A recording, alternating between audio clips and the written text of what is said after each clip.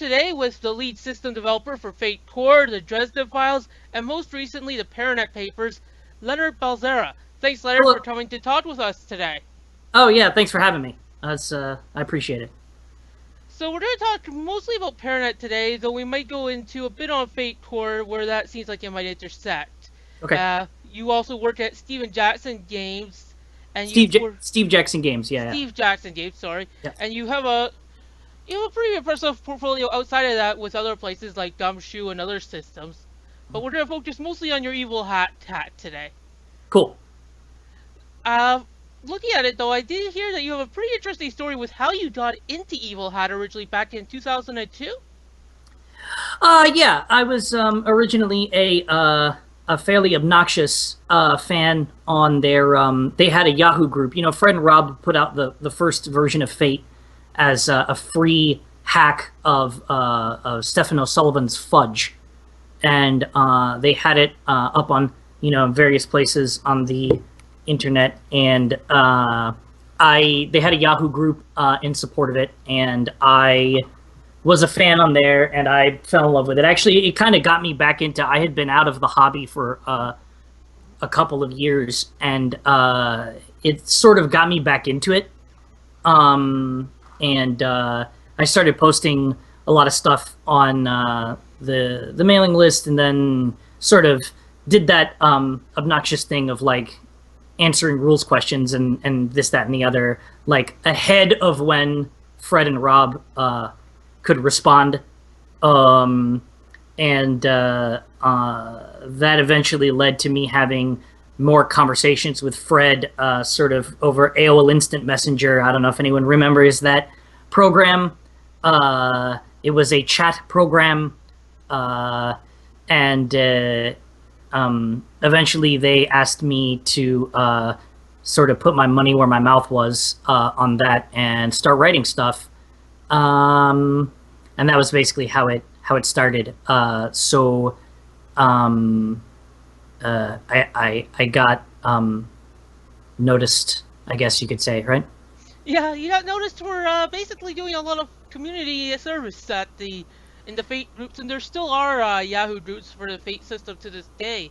Yes, there is actually. The original Yahoo group actually never went away. It has taken a little bit of a backseat in terms of active discussion to the Google Plus community, which I suppose is a natural evolution of social media. But there's still people still post to it, and that community has been there for us for a long time. I don't know, given some of the discussion threads, if some of the folks who were involved with those threads with me would characterize them as community service, but I appreciate that sentiment at any rate. So more like Rules Lawyer 2000 there? Well, I will put it to you this way. I was young. And unfortunately, when you've been on the internet since you were a teenager, looking back on that, sometimes reveals to you that there are good moments and bad moments, right? Yeah, definitely. I've been there myself, given that I've been on the internet basically. Well, I'm in my mid-20s, so almost my whole life, and so yeah, I've been there. There's some moments on the internet that I doubt will ever be completely disappeared, that I would, not mind if they were quietly ignored. I think we all Right. have them out there. So I was looking around, before today. I'm a bit this. I saw on your blog. It hasn't been updated in several years, but you had a blog a few years back, and I see there that you called. I guess there was a lot of lead up to issues with getting the Dresden Files out. That's how Spirit of the Century came to be, Mhm. and such, as you guys evolved the system from the second version into three and you guys you it was, I guess, either referred to as Duke Nukem the RPG at some point. Yeah. Uh, let us call it an object lesson if you are a publisher, one of the easiest mistakes it is to make, especially if you have something that you're really excited about, is accidentally sort of tipping your hat too early. Um, and I mean, I think that's the case, right? Obviously, we were all very excited to have the Dresden Files license. Um, it was a big deal, and we were enthusiastic about it. And at the time, Evil Hat Productions was sort of learning a lot of the ropes, right? Like one of the difficult parts of that process was that all of those hurdles of learning how to become a publishing company, we were all sort of experiencing while we were trying to make stuff. And because of the way things are on the internet, a lot of those growing pains happened in a very public space. Um, so, yeah, I mean, I think we tipped our hat a little early. Uh, I I don't blame us for doing that, given where we were at the time, and now we know better. So So you're not going to reveal what your next project is here? You're not going to tell me that you guys have the Torrent Solera and are slowly working on it? I can tell you what I am primarily working on for the hat now. I'm the lead system developer for the Dresden Files Accelerated Edition, which is the final stretch goal for the Fate Core Kickstarter. Um, and I've been working on that. Actually, we had one playtest, so I've been working on getting the revisions that were needed after the playtest feedback, after we compiled it. And I am working with a crack team of awesome folks to get the next playtest version up to snuff so that we can do that and continue forward. So I can tell you what I'm working on with Evil Hat. Unfortunately, maybe it's not the Codex Solera. Um, Torrent but Solera, I think, would make an excellent Fate one or just a general RPG, especially with where it was at the end. And uh, I agree with you. Um, if that contract came my way, I probably would not say no. yeah, and I imagine that Evil Hat, given Fred owns Jim's boards there, and it's been from what I gather, is pretty much a super fan of Jim Butcher in general, is my understanding. There's a decent chance you guys would have a crack at it there. Well, they're friends. I mean, Yeah. Fred and Rob know Jim from the old days. Ah, So yeah, um, that's a big help for that. Yeah, that helps yeah. getting the licenses. But an important thing to remember is that in as much as I've always that I've had a sort of relationship with Fred and Rob from close to the beginning. I have always been a hired gun for Evil Hat. So like I can't comment on the likelihood of us ever publishing Codex Alera or not. Like that's totally a Fred and Rob and now Chris Hanrahan. Like Evil Hat has management, and they have sort of blissfully allowed me to not pay attention to any of that, so that I can just write and make stuff, for which I'm very grateful. So um, I wish that I had more information for you, but I totally don't. Yeah, not a problem. And as I said, even if you did, you probably wouldn't be able to tell me, especially after you guys learned very early on not to go revealing what popular Right. project you might be working on, given that way that. And there is a bit of an object lesson that now we also have Duke Nukem Forever. That's also out. I think. Right, yeah, eventually it happened. Just not when everyone wanted it. But Yeah, and Dresden beat it out, and I think given that everybody's reception on it, I think Dresden also wins on the quality race there. I'll take that. Thanks. On the video game side, we've kind of moved on to Half-Life 3 as the never will happen. Do you think there's anything that's got that type of replacement for where Dresden Files was?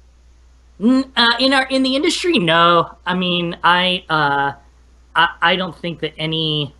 Fortunately, you're talking about like a very different economy of scale, right? Like Yeah. video game projects fold because they cost just ungodly amounts of money to make. And fortunately, with RPGs, it's not quite that way. So I think that if anybody is determined enough to get a book out there in the RPG sphere, eventually it will happen, right? Like they might discover that it will take a lot longer than they thought, but I don't think we'll see too many of those in RPGs ever. Yeah, and especially with the advent of online self-publishing, that's removed a lot of the cost hurdle from the once it's finished, from beyond the creativity standpoint. You have you need to get it written, then you need to get art, but if you don't want to release in retail, you don't necessarily have to anymore. Right. There are a lot of options. The internet has given us a lot of publishing options, which is super awesome. Yeah. Now you've been listed at times as both designer and developer Mhm. at Evil Hat. What would you say is the difference in those, or are they just different words for basically the same job you do? Well, development is so design is initial planning and writing. So when I have a developer credit, it usually means that whatever the first inception of the system was, I did not come up with it. So as an example, I took a developer role on Richard Bellingham's The Secrets of Cats. And so what that meant is that Richard wrote all of the mechanics initially for all of the magic and all of the stuff that he had in there, the adventure, and then I went through and looked at it with an eye towards, making sure it all, sort of matched up with what had come before in Fade, and looked for stuff that might have been problematic or stuff that might not have made as much sense, or the adventure structure stuff, and then helped guide him toward polishing that up as much as possible. So it's really development is essentially speaking a kind of editing. Yeah. Um, so that's the distinction there. All right, that's pretty interesting, and well, not necessarily a lot of people think of the differences that happen there. It's how it Oh, exactly gets from start point to finish, especially with the rise more of independent, self-publishing, that those roles tend to blur more there. oh, it takes a village. Um, it definitely takes a village. So well, and like that's one of those things too, where like there is an element where where after a certain sort of high point of collaboration, everybody works on everything, right? Like the people that are credited as editors and developers on the any of the Dresden Files, the three Dresden Files books, probably did some writing, probably did some, you know, suggested some rules in a brainstorming meeting. So it's really it's sort of about the credit is sort of about where did your primary work efforts go, right? But really behind the scenes, everybody sort of has their fingers a little bit in everybody else's pie, which I think is a good thing. Yeah, it makes it maybe a bit more hectic, but it also means there's a better exchange of ideas going around. Yeah. So, looking at it, the Paranet Papers started not too long, if I understand correctly, after the release of Your Story in Our World back in 2011, I think it was. Yep. And so you guys were interrupted in that process by the release of Fate Core Kickstarter, which I don't imagine anybody was quite imagining would get to the size it did. And thus bringing probably almost everybody over for at least a period or different periods throughout it. How did that impact the development time and process of Paranet Papers? Well, man, uh, I can only speak to this a little bit because again, I sort of go where You're Evil told, yeah, Hat's management tells me to. Um, but I know that sort of there was a gap between what we originally conceived the Paranet Papers to be and what we felt we needed to include in the book for completeness sake and for the fans. And I think it was just a matter of the the book continuing to grow sort of beyond our whatever our current level of ambition was, right? We would look at it and go, well, if we really want to make this thing kick ass, it should have X, it should have Y, right? And that sort of kept making it bigger and changing stuff. And we had to have a lot of discussions internally about what we wanted the book to be, and that sometimes delayed things. And obviously we really wanted to get Fate Core out there. I mean, like, one of the things that happens when you get to be a company of a particular size is that you have to start thinking about the future in a much more structured way. When we started, we didn't have to have something like a production schedule. You know what I'm saying? Like, stuff could come out basically whenever it was done. And in the expansion that occurred sort of after Dresden came out, and all of the stuff that they were trying to do, that became necessary. It became necessary for Fred and Rob to think about, okay, if we're going to continue creating stuff and putting it out there, we have to start getting more grown up and align it to a schedule and stuff like that. So the Parent Paper sort of ran into Fate Core, I think, in a lot of ways. And then from there, it was a matter of putting resources on the book when we had them available, right? So I think that's largely what happened there. Would you say that the Dresden Files accelerated stretch goal has affected some of the way the book ended, like some of the ways that some of the ideas that you guys might have cut, or that you said, it'd be great if we had that. Well, we could put it there, so you don't have to extend this any longer. Do you think that stretch goal affected how the book went towards the end? Not for me. Most of my work on the Parent Papers concluded in the early part of its development. So by the time that the Dresden Files Accelerated was even announced, like, I was already deep in Fate Core and sort of coming off that. And so all of the stuff that I did for Parent Papers, which was a lot of the system stuff, and primarily that first chapter, Las Vegas, I got done earlier on. So I wasn't really thinking too much about what Dresden Files Accelerated might be at that time. In fact, I didn't know that Dresden Files Accelerated Edition was going to happen until everyone else found out when it was announced with the Kickstarter. So when that happened, then I was like, oh, that's interesting. I wonder who they're going to get to make that. And now here I am. Yeah, if I you lead on the design side, you're leading on the development or the design side, there. Sort of both. I am the head of a development team, a design and development team that includes currently at present Brian Engard, who was one of our closers on Fate Core, author of The Demolished Ones, and a general awesome dude.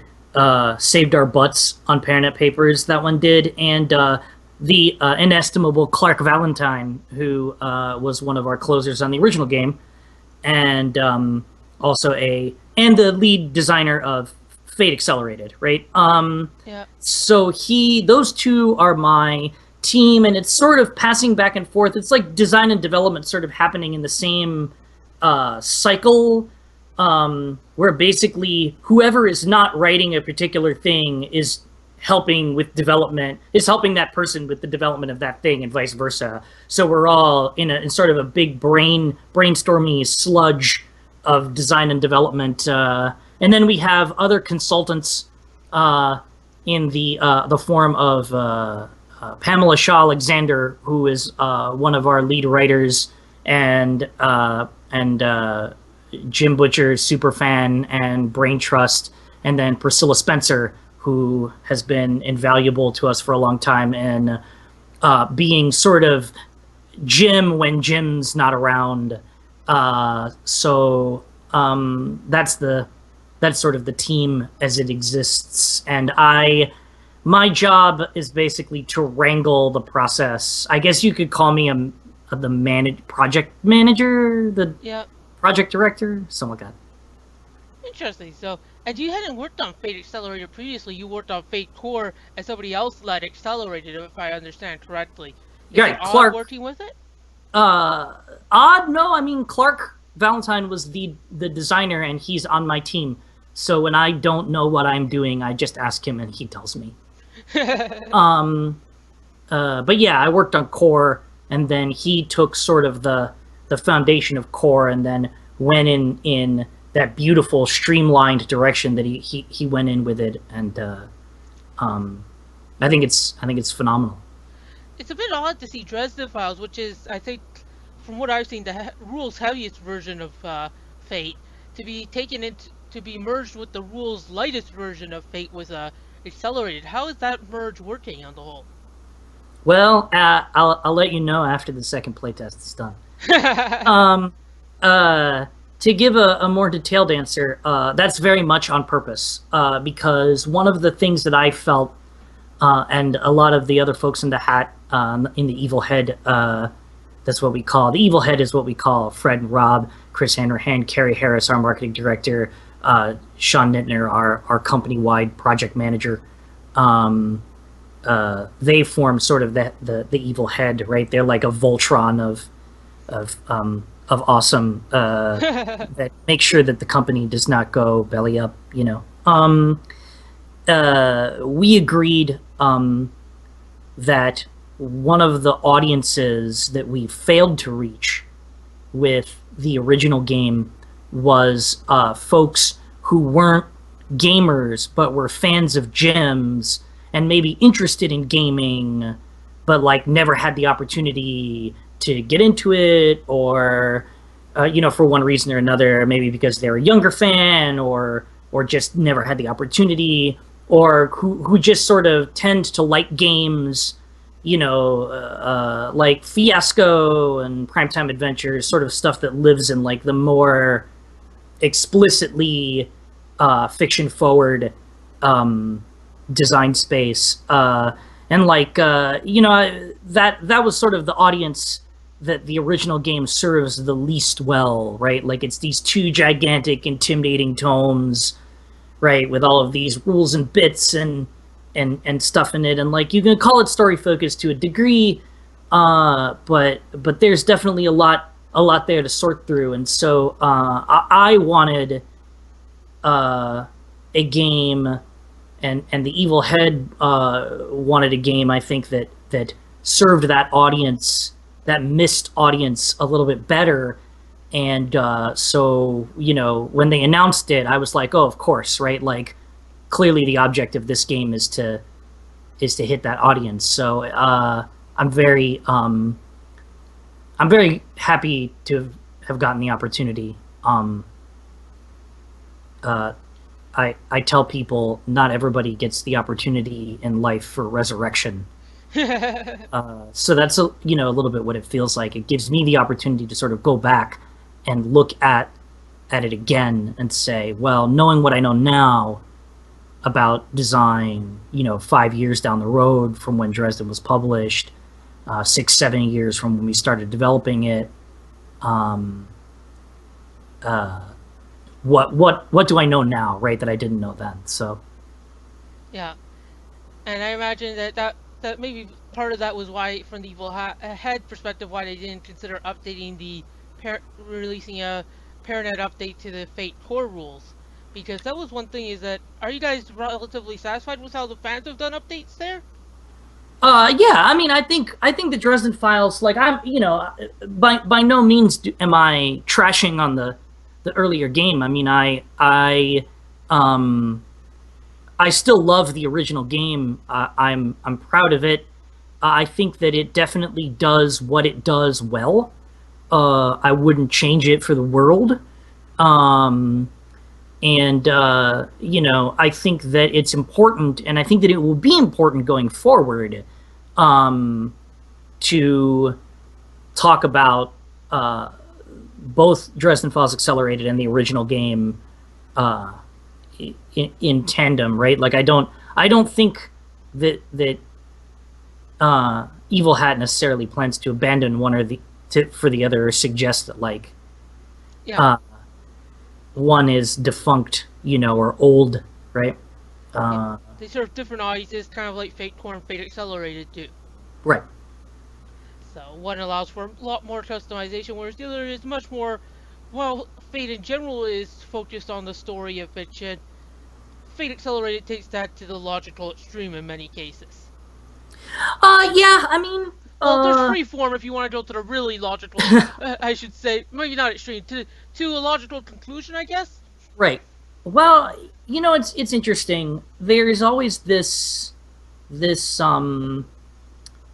I guess when you're talking about developing a licensed role playing game, there is a tension that is constant, which is that novels or non-interactive media, like whatever you're adapting from, right, is not a role-playing game. It's not interactive. It's not. They can sort of bake certain aesthetic choices into the setting of a novel that if you try and follow them to the most faithful extreme you can, end up creating situations that from a role-playing game perspective are not fun, right? Yeah, And I think that every RPG that attempts to license a world from another medium of media, if you would, has to deal with that tension. Has to deal with how do we find that space where we can be sort of true to what this property is and fulfill fan expectations of what this property is versus what's going to make a fun play experience. And when one of them clashes with the other, which do you choose to emphasize, and in what context do you choose to emphasize that? And that I think is one of the great challenges, right, of a licensed work. So what I would say is that the original Dresden Files RPG and Dresden Files Accelerated Edition, as it is in development, seeks to answer that question, to resolve that tension along different lines of emphasis, and that I think is where the difference is, right? Like I would hesitate to say that one is necessarily more, I guess, story focused than the other, for example, right? Because like Jim himself in an interview said that he could never game master the Dresden Files role playing game because it was too much like work, right? Like like on some level we succeeded, I feel, at creating a game that is structured to shape an experience that is a lot like the way that Jim tells stories. And it's sort of how you interact with that story that is sort of I guess a little different in the other games, in the two games. yeah. It's always, yeah. Licenses are always a challenge, especially I imagine when the author is still writing additional work to go out, changing what you thought was set in stone previously. Sure. Well, and we had to, and that's we sort of. I'm not going to say cleverly because that's obviously up to the individual user to decide. That's why we came up with the solution that we did, and I believe that it was originally Chad Underkoffler, if I recall correctly, who suggested that maybe what we needed to do in order to not put Jim into a situation where he had to make stuff up for the Dresden Files before he was ready, and to not sort of put pressure on him to lock himself into a thing, that we make the game be written from an in-world perspective. So it's Billy interpreting Dresden's case notes, right, aka the novels, into a format to try to educate people about the supernatural. And what that basically gave us was the freedom to be wrong.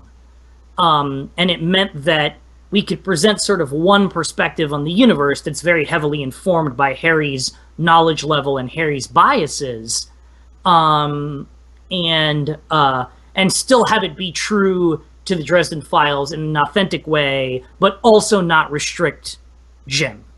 And So that's sort of how we came up with the idea of resolving that. Oh, the series is still in progress, so heaven knows we may publish the game, and then a couple of books came out, and we find out, oh, this fundamental thing that Harry thought about the Dresden Files universe is wrong, which is, of course, exactly what's happening now in the Dresden Files novels. So, um, you know, Every book that happens at this point, I think.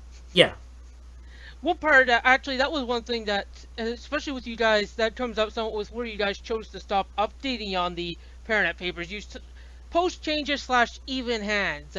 I use both because not everybody follows all the short stories there, right, and in some cases that means that you guys end up with information that there has been, there's been those stories, Cold Days, and Skin Games that come out past then. right. And, in particular, let's say the City Knights and the information there, what's in the book is, for someone who's read the series, looks like, well, this is clearly written a few books back. Right. And what's interesting about that, there actually is some information from Ghost Story sort of slyly put Into in the the ghost section. and yeah, in the book. Like, there's some stuff there that, like, what I think what we said was that somebody got Morty drunk at Max, and he started spouting weird stuff, and whoever was there wrote it down and then got it back to Billy or whatever to put in the book. Yeah, And you did put that. That was exactly actually what you put in there. Well, it was that Billy said that Morty had gotten drunk at Max and that he had talked a lot about it.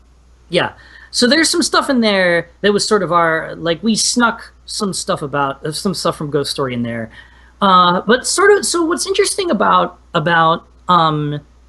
what's happened in the Dresden Files books, right? Because as you said, sort of every book now is about Harry discovering how his perspective on the universe was limited, right?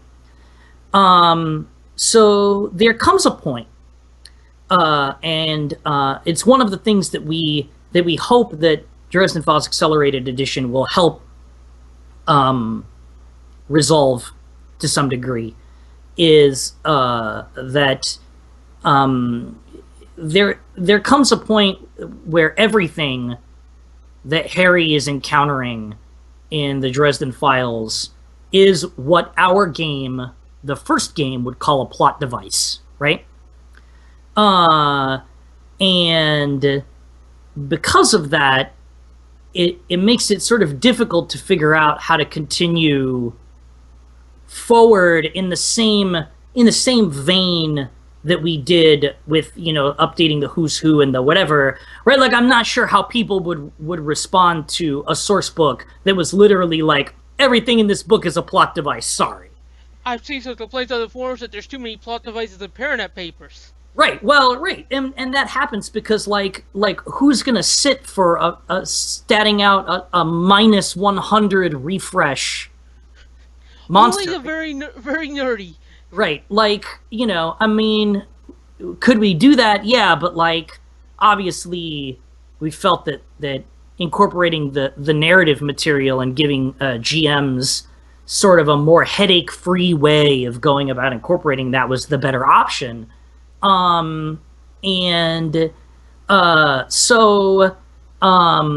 Hopefully the design of Dresden Files Accelerated Edition, the abstraction of it, right, will allow us to maybe handle that a little bit better in terms of giving people an avenue for, if you really want to play that game where the PCs are like Mab and Hades and, all of these titanic never beings. Like, if you, effectively speaking, want to use the Dresden Files to play Amber, I think that the potential solution to that will be a lot easier gained through more easily gained through Dresden Files Accelerated than through the original game, because the original game sort of depends upon this framework where what you consider to be powerful is powerful relative to it where Harry was at the beginning of Stormfront. And obviously he's had this journey, right, that's so extensive.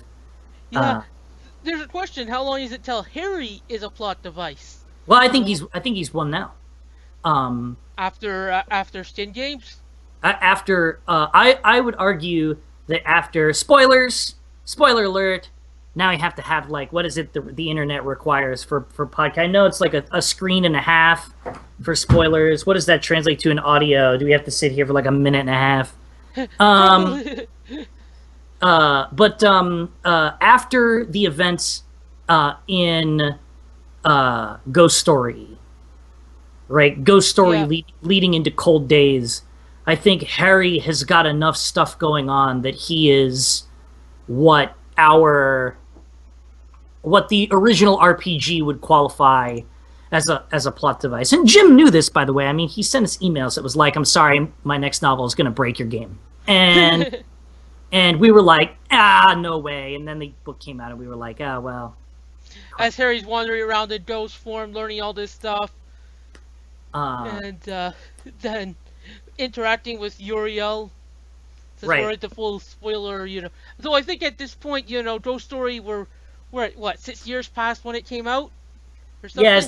Is that the statute of limitations? I I don't don't know. know. The statute of limitations on spoilers is always very, very personal dependent. Normally, the general seems to be when the paperback's been out for a month, there's a lot of displaces, but then you end up with people always, I don't know. If the paperback's been out for a little while, that's normally safe, but that's always gonna be context decision. Right. And so, and yeah, and he got after he recovered from ghost stories. Now that he's able to, like, pre that he wasn't able to really do a ton of magic without his props. Nowadays, loss of his props is a mild annoyance in a lot of ways. Right. Well, and we even had that rule, right? We have, like, one of the core tenets, right, of the first game is once your refresh passes 0, you, effectively speaking, you're bound by the restrictions of so much of your supernatural investiture, right? That you can't be considered a person with free will.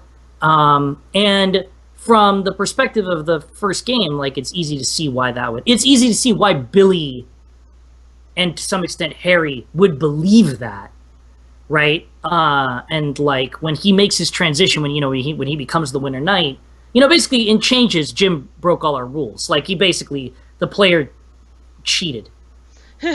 Well, not really, because, or maybe Harry had a few more fate points to use up, because one of the key things about the Winter Knight is that he always has to have free will, or else he's not really Right, the moral representative of this today, from what I understand in the books. The right. knights have to have free will, or though the queens can make said free will. Well, I believe Lloyd Slate stands as testament to free will does not mean that there is not going to be pain at the end. Yeah, yeah, yeah. So, so why did you guys decide to stop there? I mean, I've been Pamela said in a forum post that Dresden Files Accelerated is going to go through skin games, but why did you stop there? Was that just where you guys mostly decided that was okay? We don't want to add in too much here. We're already ambitious enough. Well, Skin Game is what's currently out, and I Yeah, think that the book, that the development of the book is on uh, is on track to come out. I mean, I don't want to give uh, dates because I know that is like the curse. That's the curse. But I believe that there is a good chance that the game will come out either fairly concurrently to or before Jim finishes the next novel and publishes the next novel. yeah. So it should be right on time to where the Dresden Files is given the track record of the Dresden Files, though, I imagine you understand the audience is taking that with a grain of salt. Yeah, Sure. yeah. Which I think that'd be great personally, and that'd be a wonderful thing to see, though. Interesting Well, to.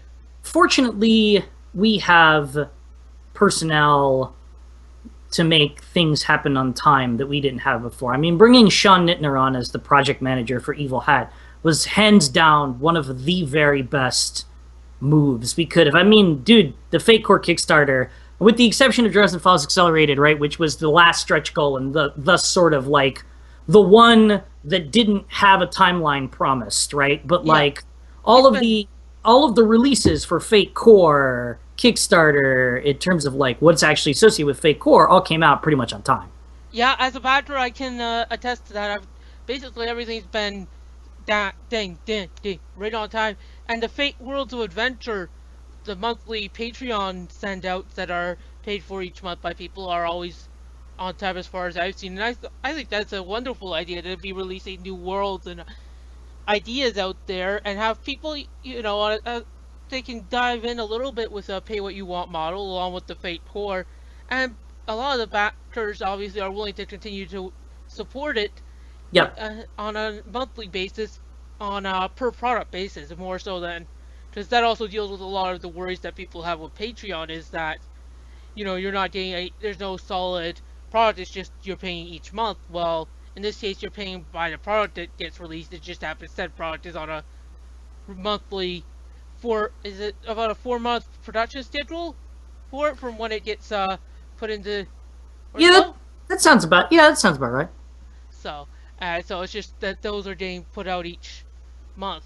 Yeah. Well, I gotta give a ton of credit to Fred uh, and company for recognizing that like one of the largest obstacles to working with crowdfunding is customer trust, right? And Yeah, when Fred told me, look, we're not even gonna until we have a completed first draft of Fate Core that we can show the backers to say, hey, the entire text of this book is written. Now we're kickstarting it. Like, as soon as when he told me that that was the decision that he'd made in terms of planning, I wasn't worried about anything, right? Like, I knew that he had his shit together, and I think they've done an incredible job yeah. at I suspect they would have got it funded if they had done that. I don't think it would have gotten anywhere near as funded, which basically set you guys up for the next few years and able to set up years down the line. I imagine they're as far as they're running the numbers and such.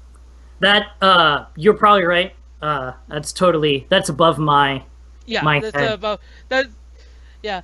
So, one thing I noticed that I put this a bit in my, and you might have heard it, given Pamela commented on it, is that one thing I did find a bit annoying with the Paranet papers was that there's a lack of information on the For More, which I understand Sure. it's a little short there, but they're searching for some power. But from a game master perspective, when I'm looking at it, they're looking for power. For what? I mean, everybody who's looking for power always has a goal with what they want power for. Sure. And with the For More, we have no idea what that is. And while that fits somewhat, it makes it a real limitation for what people are using it. And, it feels a bit like, to some degree, you would imagine that the people who have had to fight them off in Chicago a bit would have a little more information there. Well, as far as we can tell, according to the actual books, they don't. I On the other mean, hand, in the actual books in the last couple, but it's not like Harry's really been talking to them. right, exactly. So I sympathize with the criticism, but on the other hand, you guys have as much information as I do, right? So what are you gonna do? Yeah. Tell friends to go bug Jim for some information on them. Well, Yeah, I I know you don't necessarily do that, and but yeah, Jim. I feel grateful that Jim is willing to talk to us and share with us as much as he has. I mean, like, you gotta recognize that he's got to protect his own stuff too, yeah, right? Like definitely. it'd be terrible for the books if he leaked some major piece of information that got disseminated through the game that because it got disseminated through the game, it can no longer function as a surprise in the books. Harry becomes the Winter Knight. Right. Well, If right. that wasn't the first one, they'll uh, And and then that dark moment it changes doesn't really become near as dark. right. And I mean you have to, of course, I mean, I'm sure that Fred and company, I mean, I sort of asked them at the beginning when I first got involved. Of course, now all of this is past now because I'm like submerged, right? But at the beginning I was like, if you don't have to spoil me, don't, right? Like, give me enough information to do this, but like, I'm still also a fan of the Dresden Files and reading it, and so there was even a point in time at the beginning where I didn't want to know what was coming, Yeah. and then eventually I got to the point where I'm like, well, in for a penny, in for a pound. Now I kind of have to know, but so there was some stuff. There is some stuff that we know in advance of the books, but we're very careful to make sure that we're not sharing anything that would ruin anything for Jim. And we're still, in that mode of making sure that we don't force him into creating anything that he later has to contradict. Yeah. So Or anything too hard that he doesn't have to contradict. Contradict, Billy Murphy or Butter's opinions. That's one thing. that's one thing. Contradict something as a hard rule. That's a little bit of you view as a little bit more of a different thing. Right. Speaking of that, though, on the narrators, obviously Will was the obvious choice, but what led you guys to choose for Taryn and Butters as the other two to commentate? Oh, for Parent and Papers, partially to just distinguish it from the original game, and partly as a sort of way of fitting it in the timeline. So like, there's not a lot of, obviously the status of Bob, right, is kind of a mystery in that segment, right, that we're talking about. So like, we allude to it in the book, but like nobody actually finds out until later that in the middle of Ghost Story, right, that Bob has changed owners. So him as a commentator on the book was kind of a no-go. And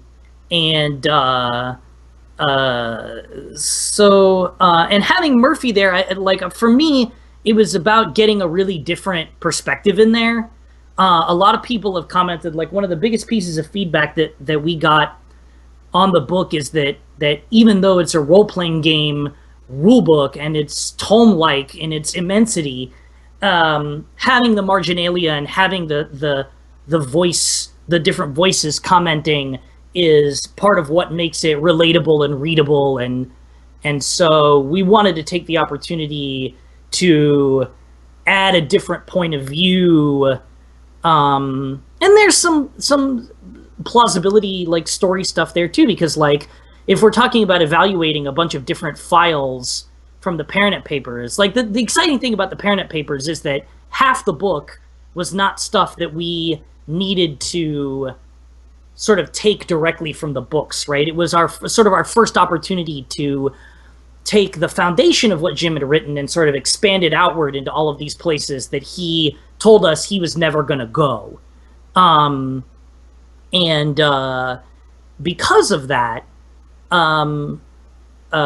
we felt like, if this is a bunch of info from the Parent Papers that's coming in, of course Karen would have a vested interest in reviewing it first, right? Yeah. So it was a combination of a lot of different reasons. It made sense in the story. It sort of fit where the books were at the time. Obviously, Harry was not available to comment. And that was another thing, right? Another narrative thing that we have threaded through the books is how the characters deal with Harry's loss, right? Like they go back and forth of acknowledging, well, maybe he's dead, to we're only going to talk about this as if he's disappeared. We don't know what's happened. And that dialogue is really not possible without Karen. Yeah. Because she was one of the people who took Harry's lost the hardest. And she was also the most in refusing to believe he was dead, Right. as something that also runs through Ghost Story. Right. So you need that. So for a bunch of different reasons, right? We felt that she would be sort of the ideal. And then getting Butters in the mix. Well, he's the GM for the alphas, right? So he's the other gamer nerd that sort of takes the place of Harry. Like Harry was the other gamer nerd in the original game, and we could play off a lot about him being, super creeped out that, that the thing bore his name, right? And Butters is, sort of the natural replacement. And it Uh, also helps that that gives you access to Bob at several times when you need him. right, of course. So speaking about those different areas that you guys went into, you mostly worked on Las Vegas, you were saying, and Yes. you lived there. Yes, I lived there for 6 years. So so what made you want to Dresdenify that area in particular? Um, Catharsis. Well, I mean, that's the old adage, right? It's write what you know. And so I felt like it would give me the opportunity to write what I knew, to write about something that was, a very personal and very immediate experience to me at the time, which is not something as a designer that I had the opportunity to do up to that point. A lot of the other writing that I had done was sort of not as close to home, and so that was, it was a way of talking a little bit about my real experiences of the city, talking about aspects of the city, elements of it, no pun intended, that people don't talk about in the press a lot. Uh, you know, Every um, city has that spot they don't want to talk about, and I imagine with a place like Las Vegas, which is so much in media, that that type of disparity gets even larger. right. So it was a chance for me to sort of like subvert the narrative a little bit, and write about something that was personal to me. Uh, there's my editor Amanda Valentine tells a story about the first time that I submitted her a draft for that chapter, and she sent it back to me with no notes inside the body of the chapter, and just gave me high level notes in an email. And the notes in the email were basically like, okay, Lenny, I would like you to take a pass again at this entire chapter, and this time I would like it to feel more like a game supplement and less like therapy. And also, on a personal note, I feel like I have way too much insight into your current life, and as your friend, I recommend that you move as quickly as you can. So I take it that a lot of Herbert's cynicism then was yours. uh, I mean, there's there's some autobiographical stuff in there. I would hesitate to say that like Herbert's voice is 100% mine, but there's a little bit of stuff I actually think threaded through that his point of view. Yeah, sure. Yeah, I didn't mean 100%, just that the general attitude at some of the points, like, nobody really wants to be, especially in relation to that, feels a bit like what fits there, aside from the odd person. Right. Um, well, and I can tell you this is an experience. To be a local in Vegas is not is not to be in every way that matters a visitor, right? Like there's just a perspective there among the locals that's very sort of unique to the locals, and um, it was just an interesting that was an interesting angle to me, right? Like Yeah, I think it's something that people don't see a lot. yeah, because it's such a tourist attraction, everybody's used to thinking of it from visit for a week and gone. They don't really think of what is it like for the people who live there all the time, especially if they aren't entertainers or such. Right. So, did you feel that with writing the chapter, because the other chapters go into really, you got one back in Russia in the early 1900s. You've got another. Let's see, I'm just trying to remember all of them because they get pretty. You got Well, a there's traveling one. right, South America, the Neverglades. There's the Never Never and the Open Road Yeah, chapter. Yeah. yeah. So, the only one that's, a relatively normal modern time American city, uh, was Las Vegas. Did you feel that with the changes from the end of changes, well, that doesn't really work so well, does it? Yeah. Uh, with the Red Court dying, that the chapter had extra weight to carry on it? Actually, we wanted to position it as the um, first chapter in the book precisely because it is the closest to Baltimore from Yeah. the original game, right? Like it is. So, the progression is sort of like the further and further you get away from the beginning of the book, the less like city creation from the original game you get, right? And so that was sort of the idea, was to bring you in with a campaign setting that was more similar to what the original book sort of suggested as how you build campaigns, and then use the other chapters to subsequently get a little further and further away from that center point. And So that's largely speaking why it's first. In terms of additional weight, um, I thought it would be a really interesting um, uh, sort of way to explore, I guess, the most relatable consequences of the Red Court going away. I mean, like, obviously their disappearance just wrecks South America, right? Yeah, but most Um, people who are to build a city are to be playing it probably somewhere in North America. right. So, I thought that there would be at least a good portion of the audience that would want to see sort of one example of how does the disappearance of the Red Court play out sort of in a more familiar setting. Of course, with Vegas, we ended up like hitting that with a sledgehammer on the head. I think as hard as we could.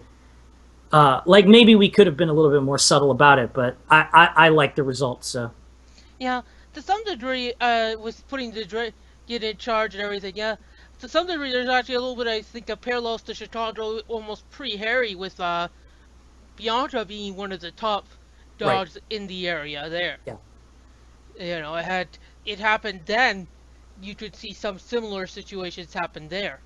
right. Not as extreme because, well, there's a whole different power level gap there. But it, I did have a question. Was the dragon a recognized court? Pardon? Say that again. Well, we know that Bianca's was the first recognized court in the USA. Was the Dragon's area recognized as a official court? Oh, I doubt it. Um, I mean, the dragon the dragon was basically like sort of a solo opportunist, right? Like he was in the area and he saw the opportunity to amass power in a very unorthodox way and took it. And like I see, and that's sort of the theme, sort of like the theme of Vegas is that one of the other parts of it, more subtly than just sort of exploring the Red Court's demise, is the idea that Vegas is this island, right? And I feel that way about the city in general, right? Like it's a really isolated, even amongst American cities, there's sort of like other cities and then there's Vegas. And Vegas is this weird construct that is in a lot of ways, largely because of its image and tourism and some other stuff, sort of alienated from the mainstream American experience in a lot of ways. Like Vegas is the city that everybody goes to get away from the city they live in, right? Like, and what I wanted to do was sort of explore how that might play out, how the metaphor might play out if the supernaturals themselves were sort of bereft of connections to their larger communities. So that's why there's no White Council presence, and that's why you have a lot of these lone actors, and why the White Court are sort of these folks that you get the impression that they couldn't hack it as part of their families in other parts of the country or the world, and why the dragon is this sort of solo actor, because that's kind of the idea, is they're alone in this weird microcosm of a place. And the demon seal, right, sort of tops that off, right? It sort of isolates the area, supernaturally speaking, you know, in sort of this whole fabric of reality way. So I was swinging pretty hard, or I was trying to swing pretty hard toward that sense of existing apart. Yeah. So you wanted it to be very much a lot of lone isolated. Even inside the groups, actually, you see a lot of inner conflict there. That makes the groups almost, you know, the leaders of the groups not be a unified whole like you might see in other areas, but sub-factions almost ready to tear apart at each other. Right. Well, that's the whole point, right? The whole point is that any domino you tip creates this chain reaction of a bunch of other stuff happening. You know, that's one of the reasons too why the NPCs are not as powerful, right? Because first of all, they don't need to be, because they don't have to contend with the top dogs in their larger communities. But beyond that is so that a group of PCs can come into the setting, and tipping a domino over is not necessarily that hard, but it creates, if you follow along, all of these terrible ripple effects, right? And that's kind of the point. The point of it is to be this like dynamic, shifting thing with all of these consequences. Oh crap, we knocked this guy over, but now that means that this person can seize power to do this, and yada yada yada. The instability of it is all sort of in the design of the city. So it was very much an intentional choice from the early on to choose to make the characters less powerful. That's what I wanted, yeah. So when I was reading it, it feels like a submerged group. They're probably not the best place to start. Something, you know, chest deep or lower. You know, you can end up dealing with most of the things there at a real, if you play smartly, which, and a lot of Fate's combats or conflicts tend to rely on being creative and intelligent. You know, you could interact at a power level similar to many, but not all, of course. There are a couple exceptions to that, but many of them. Right. Trying to take out Fortunato, you know, even if you're submerged, is probably not a smart idea. Right. Well, right, and that's exactly it, right? There's more to these characters than just their stats, right? You got to think about, like, what does it mean to take this character out, right? And you know, and that's kind of what. So there's a thing, you know, I'm very fond of when people ask me about like putting the fear of God into players, and I'm not a competitive. When I GM, I'm not very competitive. Like I'm rooting for the player characters to do their stuff, you know, and just trying to throw in enough stuff to make whatever they win feel earned, right? But like I've never been one of those GMs that plays very competitively, but even so, what I sometimes tell people is that if you really want to put the fear of God into your players, don't attempt to instill in them the fear of failure. Attempt to instill in them the fear of success. If you attach consequences to success, that's like, you know, so it's like, yeah, maybe the king of this country is like a 5th level warrior and you're a 14th level party, right? But like, if the GM, if the party says, we want to depose this king, you know, take out this king, and the GM's like, all right, you do it. Now you have to rule the kingdom, right? All of a sudden they're like, oh shit, right? Like, yeah, and you didn't know there are these feuding notables here. The economy's at this degree of collapse, and you also have trade wars here, and here. Right. So, you know, Vegas is very much like that. It's very much to me, it's a setting about there being as many problems with the price of success as there are with the price of failure. Remember? And that's something you don't necessarily see so much design philosophy in role-playing games, particularly. You do see some that try, and I think it also fits a lot of Fate's design generally that you only want to bring out the dice when it's dramatic. Right. So one of the things that you were talking about it being isolated, there was one line that you've probably been quoted a few times about trying to ask what exactly you were going for. There is what does it mean that the with the unciliate cords not binding? To quote the exact line here for anybody who's listening, the Yep. demon's bargain with the dragon has somehow prevented the unciliate cords from being binding in this valley. How does that work? Um, What was your intention with that? Herbert doesn't know. So here's the thing about Herbert, right? Is that Herbert, like, can you imagine all of a sudden having Wikipedia downloaded into your mind, right? Like, so Herbert. So what you have to understand about Herbert is that Herbert doesn't know what the unciliate chords are. He doesn't necessarily know why it's important that sentence is important, right? It's a piece of information that's in his brain, and it sort of comes out when it comes out. Um, so to some degree, that's intentional too, right? Like that's entirely intended on my part to be a like what, right? And sort of letting GMs figure out how it is that they want to parse that that statement, right? Because signatories of the Unciliate Accords, like we know that in the supernatural world, your bond is law, right? Like if you give your word according to something like the Unciliate Accords, right? There is actually a supernatural power that can be leveraged over you if you break that word, right? And that's one of the things that makes the Unciliate Accord so powerful and people so reluctant to kick it over is because they know that doing so is effectively speaking volunteering to give somebody else the ability to work mojo on you without you being able to do anything about it, right? Yeah. And the implication that Herbert is making is that while you're under the umbrella of the demon, that influence doesn't hold. So you can It's break your promise made in a accord and it doesn't matter?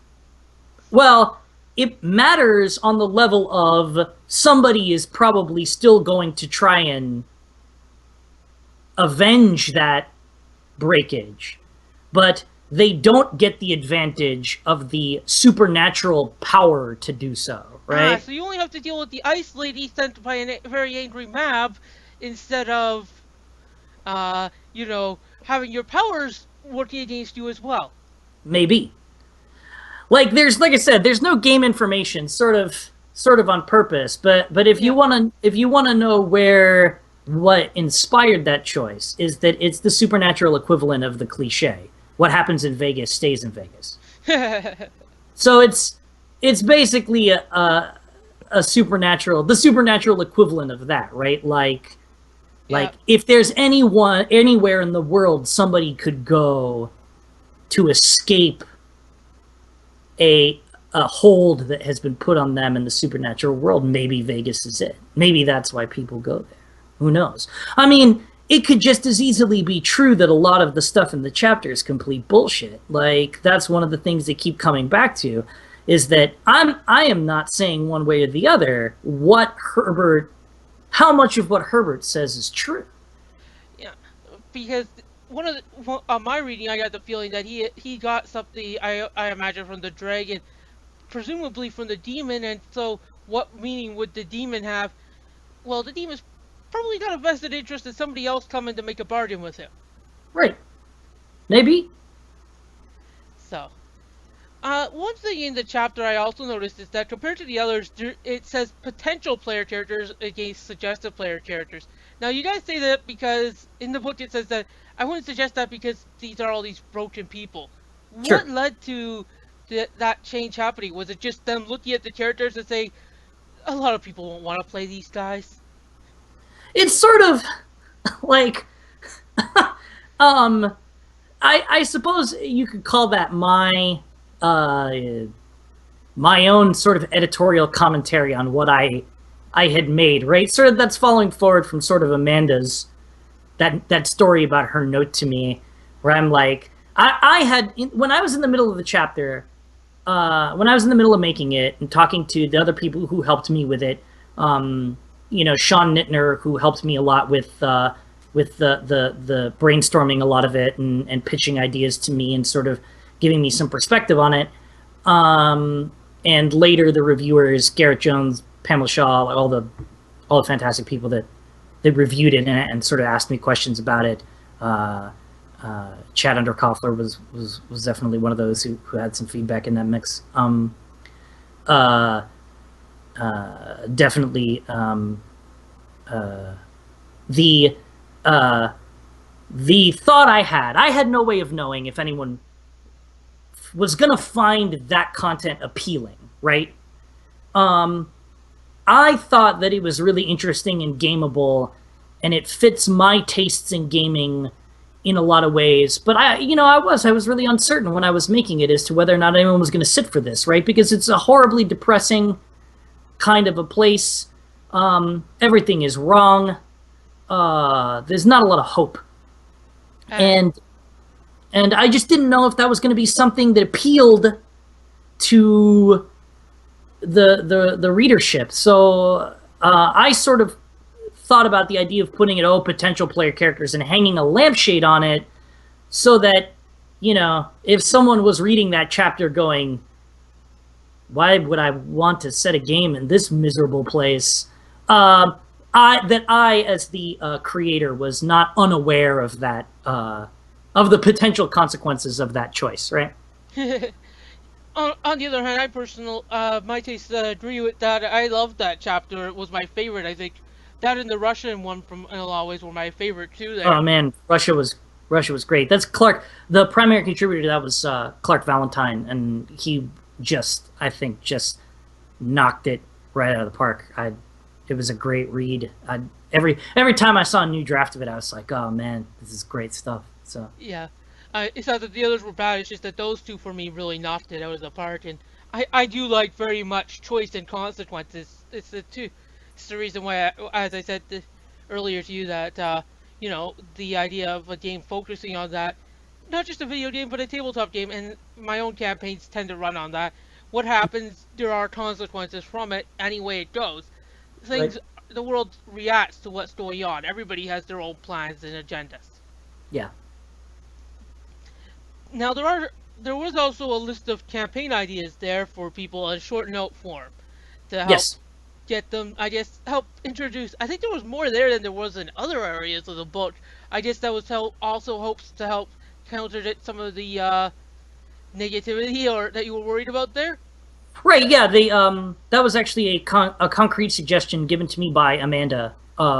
Was hey, we should seed this with one way to focus it outward toward player utility was to have all of these concrete suggestions of like, what do you even do with this mess, right? Like, so that came out of there. Yeah, you have Ryan with the bathroom attendants, the tunnel dwellers, Harumont and the enhanced collegiates, and Daniel with lots of options.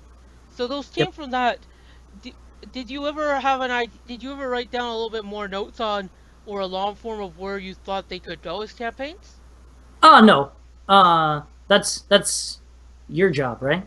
Like, I mean, that's like I wanted to leave it open ended For the for GM to take the ideas and run with it. yeah. One thing I did see while I was there, and I was a bit curious, why wasn't the Hardway Squad suggested for a campaign? It seemed like a rather natural fit for a mortal or mostly mortal group. Well, yeah. I mean, the Hardway Squad. Wait a minute. The are you asking why they were or weren't? Weren't. They are not a suggested. They're They not a were. suggested campaign. Yeah. Yeah. Um. I think that with that group, um,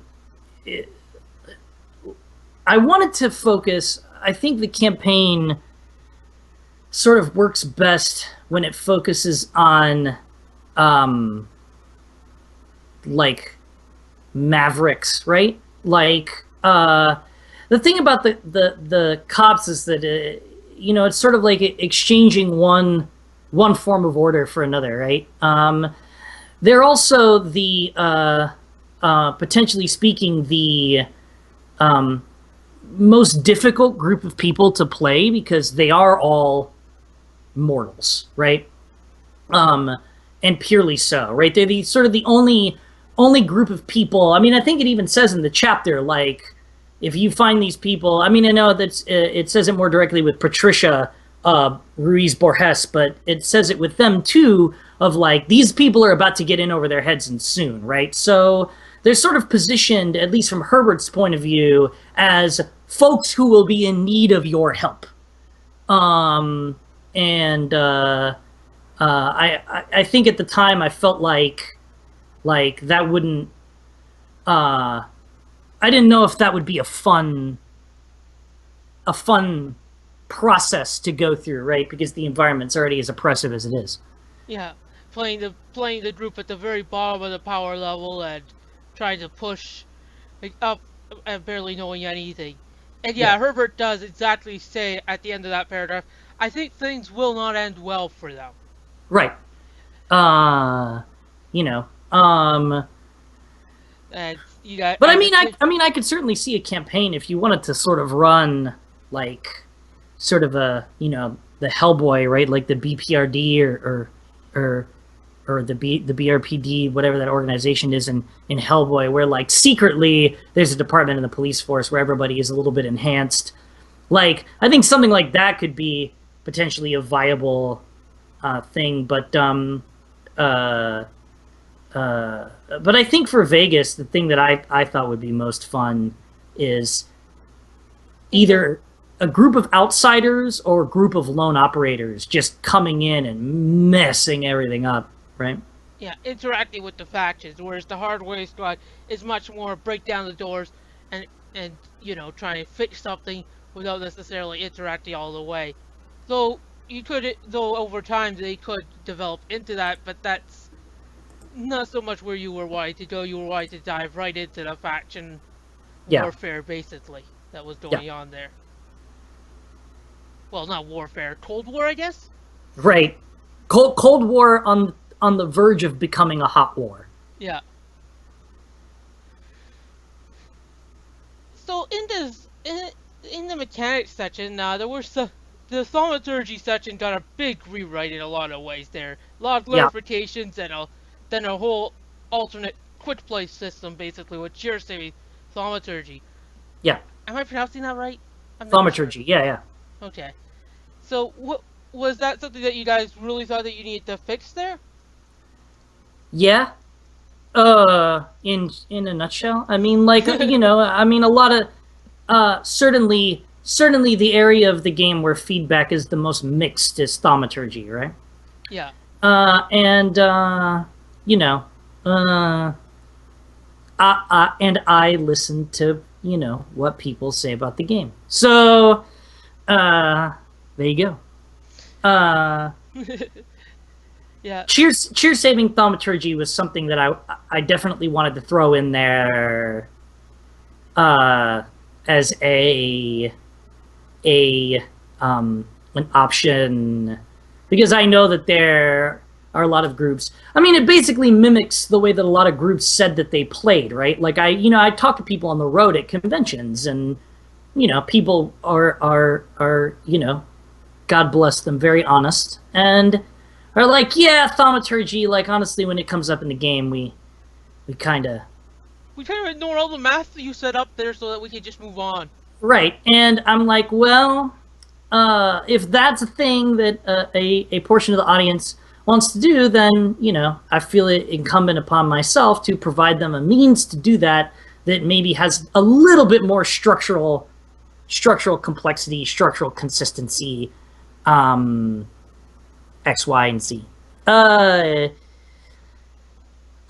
So it's it's interesting. Thaumaturgy, I think, is one of those things that falls under that. Remember, I was talking earlier about the tension between fidelity, procedural fidelity to the setting, and what sort of creates a fun experience in play, right? I think that thaumaturgy sort of lives right on that line. It was very important to me when I made the first game that you could read page to page from the Dresden Files when Harry was setting up a ritual, and sort of follow the math along, right? And like that's how a lot of it was built, was sort of me turning the procedure that was described in the novels into game mechanics in this sort of very direct one-on-one translation kind of way.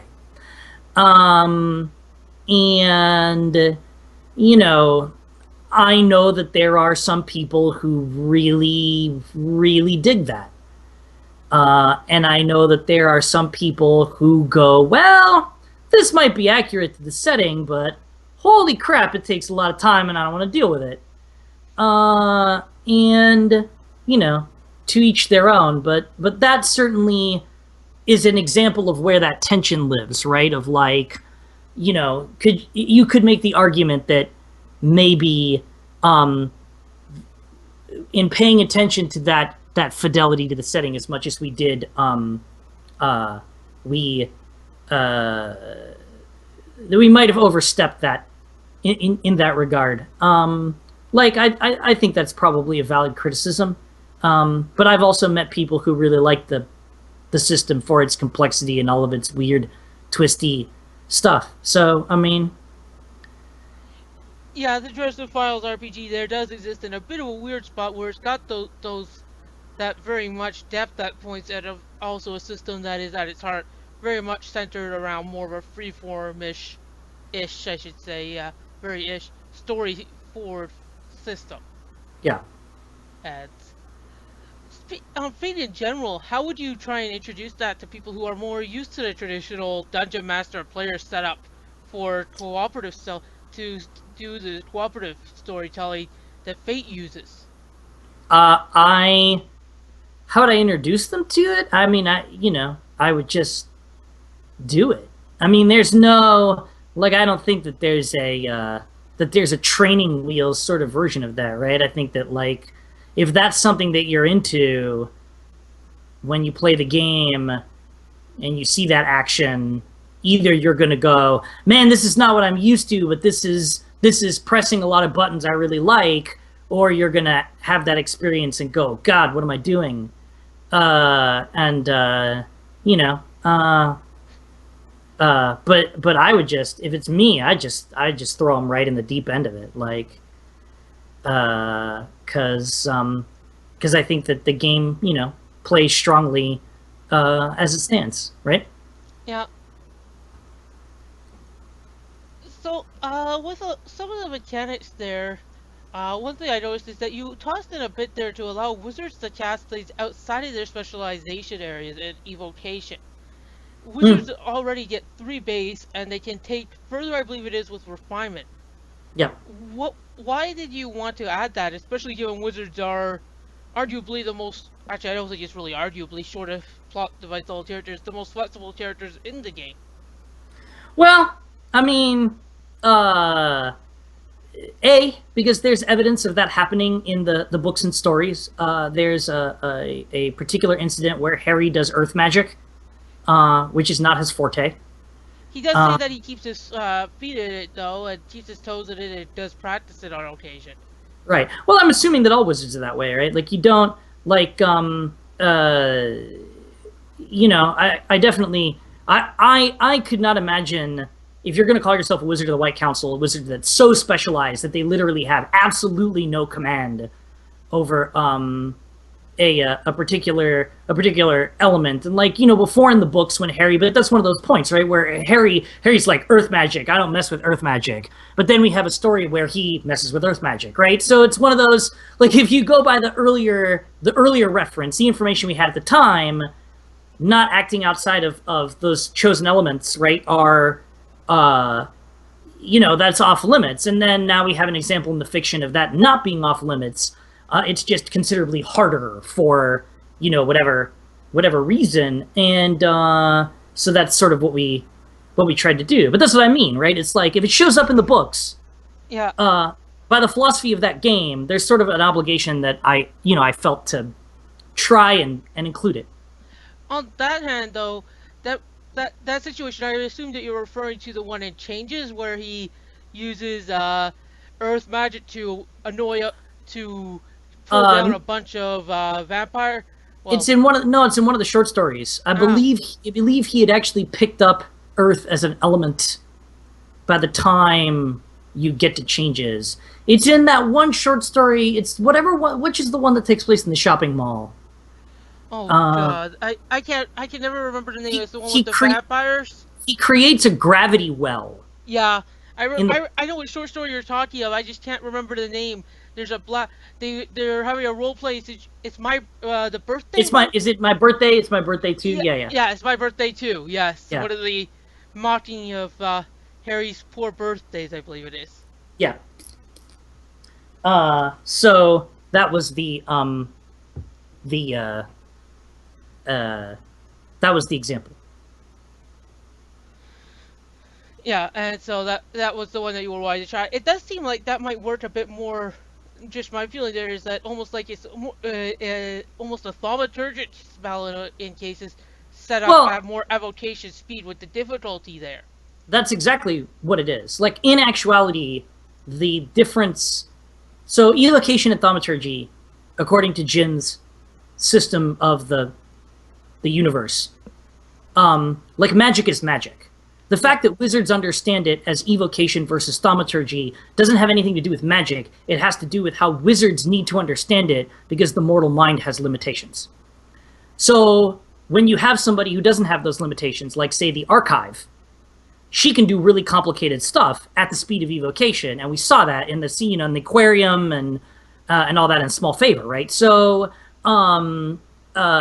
the difference between evocation and thaumaturgy is is really a function of the wizard's mind more than it is anything else. So if what you're suggesting is that according to the rules they seem to procedurally align in those edge cases of using something out of your specialty or using something out of your without props or whatever, then you would of course be correct because that's exactly what's happening. It is a moment where doing that is more like thaumaturgy. All right, yeah. So that is it is an interesting thing to try and show, I imagine, in the system because it's one of those moments where you have to balance matching it with trying to create this thing that breaks the rules that you've created for what is one of the few complaints I've heard from people on the system is generally that wizards are overpowered. Well, here's what I'm going to say about that. The books aren't called the Carpenter Chronicles. Like, it is the source material is from Harry's point of view. Most of the examples we have of a character acting in that universe are wizards. That emphasis in the source material, on some level, is going to lead to an emphasis in the design. Yeah. I don't know what to tell you other than that. Like, like, I feel like I would be committing a worse mistake if I were to deliberately omit that or try to go into uncharted territory by making up similar options, right, for a similar density of options for other character types and hair off into a lot of territory that Jim hasn't covered, that Jim probably is not interested in making up. I mean, like I understand, for sure. Yeah. But on some level, it's the Dresden Files. Like Yeah, and there it it's a is. balance. It's like you were discussing there. There's a balance between fidelity and gameplay, and I imagine that also applies to game balance against fidelity to the source material. Right. Well, balance. I don't know. Balance is a tricky thing to some degree, anyways, and everybody disagrees with what it that means. Right. So you know, um, uh, I mean, uh, yeah, that's exactly right. I mean, there's certain words. So there, I always say that there are certain words that if I could strike them from the human vocabulary when we're talking about role-playing games forever and ever, I would. Balance is one of them. Realism is another one. There are a few that, like, to me, sort of, uh, those words don't really contribute meaningful stuff to a discussion because you ask five people what they mean and everyone says something different, right? Yeah. Uh, so you know, Yeah, now don't say RPG to a bunch of people on video games, and you'll get five different answers too. At right, least here sure, we can talk about the term RPG and know what we're talking about. right, exactly, yeah. I actually, going a bit there is I saw a strategy game listed uh, uh, with no even attempts to be an RPG for some reason listed in a store as an RPG, and Well, yeah. you know, So, one question I had here: Who's Who has always had some rather obscure characters in it at times. I think, though, however, Kevin Aramis takes the cake. He's a character who's only mentioned off screen once or twice. What's the story between his inclusion in the Paranet Papers? I don't know that there is a story other than we try to be as completionist as we can. Like, uh, I, you know, and it sort of drove the second book too.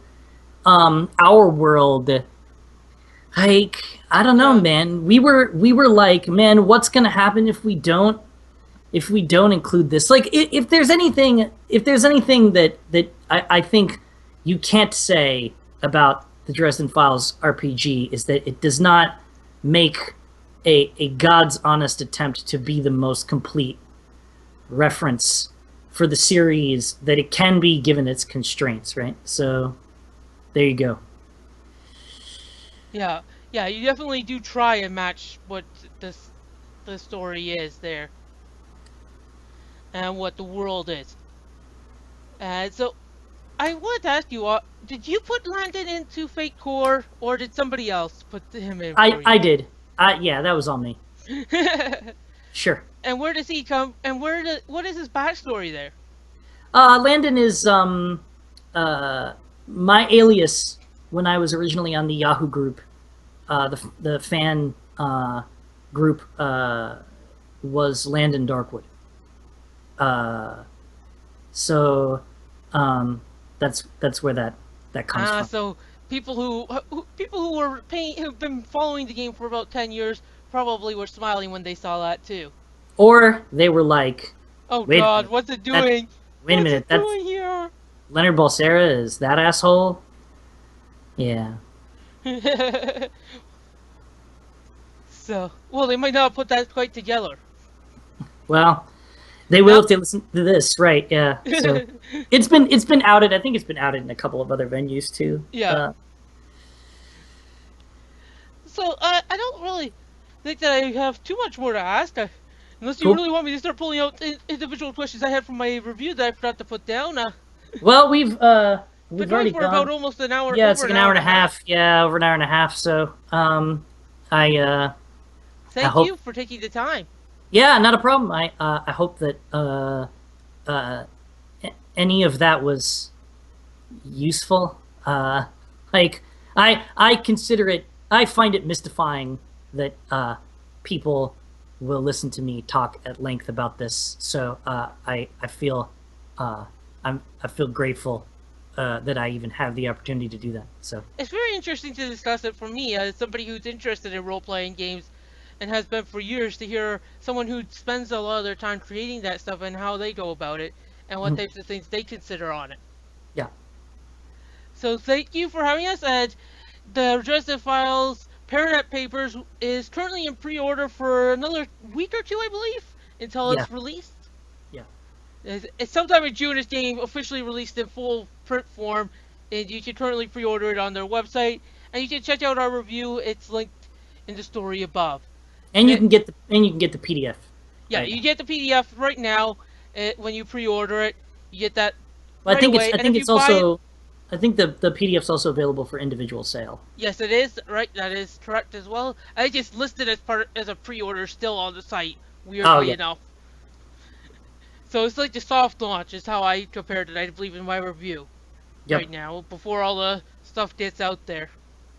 And if you wanted to pre-order it at your local store, Evil Hat will has a bid and mortars agreement that if you can scan it into a receipt and send it to them in some way, they will give you a copy of the PDF there. Or if your retailer is signed up through the Bits and Mortar program, which is something that, not to, shameless plug, but the Bits and Mortar program allows brick and mortar retailers to provide electronic copies to customers when buying directly from your store. So you can just do it rather than having to like wait and send the receipt to somebody.